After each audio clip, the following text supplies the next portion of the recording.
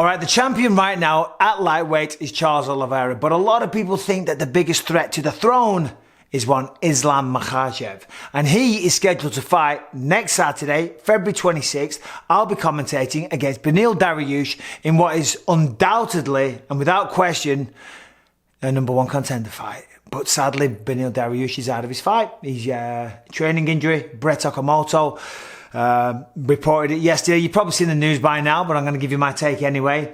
He was there sparring Brett. He was watching Beneil train, and sadly, Beneil got his foot caught in between the mats and it caused him to roll his ankle. And it's such a stupid injury. I've done it myself many times. You know, some of the mats, they separate a little bit when you dig your toes in. And anyway, he's rolled his ankle. So it's not career threatening. It's not life threatening. He's not going to need surgery, but he's just going to need some time for it to heal. Of course, stepping in against Islam Makhachev is not ideal like that. So sadly, he's had to pull out. And who comes to the rescue? None other, than Bobby Green. Bobby Green, as you know, he was just in action last weekend. UFC 271 in Houston, Texas. I was there, I was on the call, and I got to say, Bobby Green had one of the best performances of his career. And prior to that, against Ali Quinta on UFC 268 in New York, again, one of the best performances of his career. He went out there and he stopped Ali Quinta inside the first round.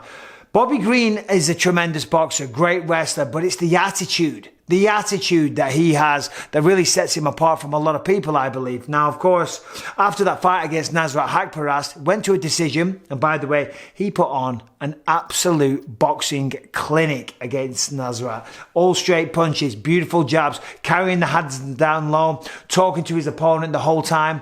And what is it about talking to your opponent whilst they're fighting? I don't know what it is, but fans, commentators, we love it. We're like, oh, he's talking to him. It really should be, oh, he's punching him in the face. You just need him into oblivion. But no, if we talk to one another, fighters, then we get all excited about it, don't we? I mean, Nate Diaz does it. A lot of people do it.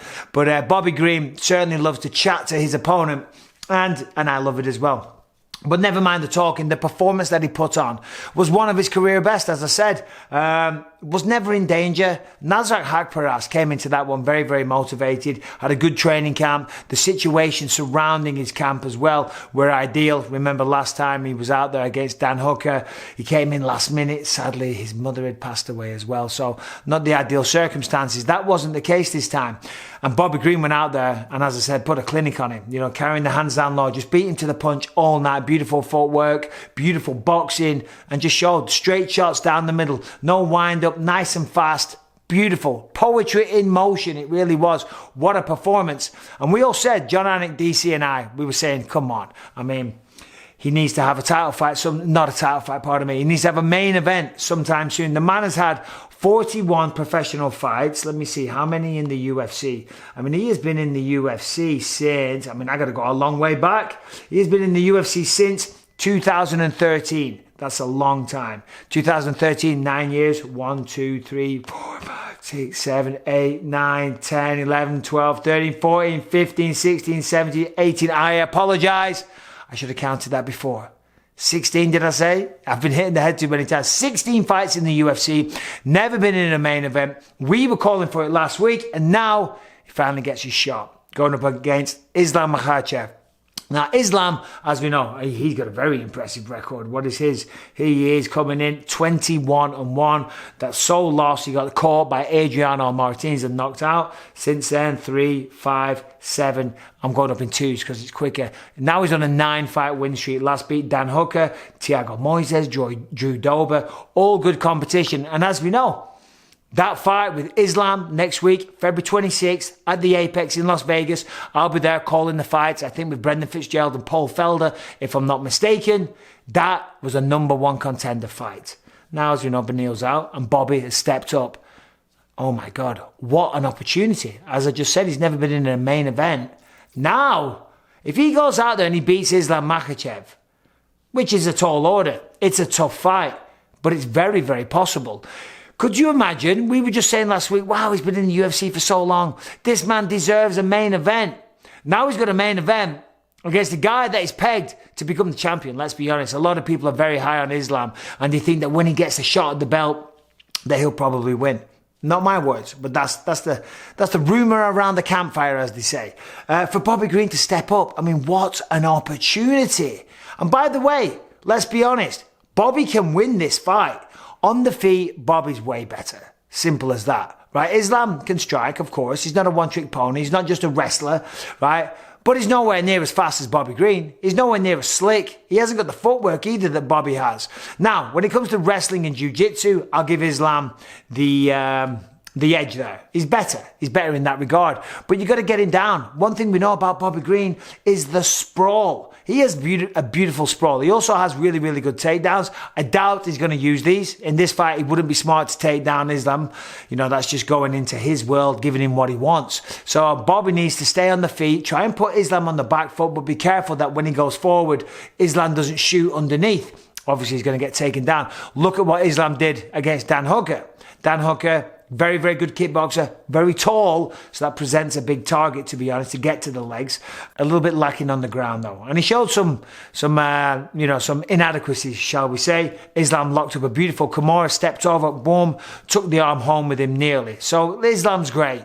You know, we all know, everyone's high on Islam. But I call me crazy, but I think there's a good chance that Bobby Green might pull this off. There's also a very good chance that Islam Makhachev takes him down and mauls him. But I don't think it's going to be that simple. I think Bobby Green's going to give a really good account of himself. He was just in the octagon less than a week ago. Familiarity is a big, big thing. His confidence will be through the roof. He was just there. He's the man of the moment. He just had a big win over a tough opponent. It's, 5 days ago? And he's already going to fight again next week. The fight, by the way, is going to be contested at 160 pounds. Probably because of Bobby asking for that. And why not? Why not? He probably let himself go for the last few days.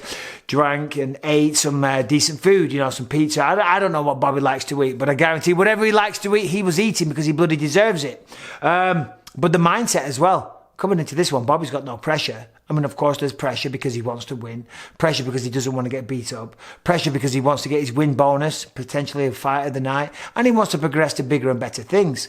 But when you go into a situation like that, the whole world is just impressed that you're showing up, that you're stepping up to the mark last minute, saving the day. I mean, of course, he's going to be in the good graces of the UFC. Wouldn't be surprised if he gets past a little envelope under the table. Anytime you do that, the UFC always take care of the fighters. Many, many times, almost every fight, I'd get a little envelope, so always pleased about that one. But yeah, Bobby's coming into this one. He'll be free as a bird, no pressure. All he's got to do is go out there and give a good account of himself. And as I said before, stylistically, on the feet, I think Bobby's faster. I think Bobby's crisper. I think Bobby has a great sprawl, a great takedown defense, and also has a really good chance of winning this fight.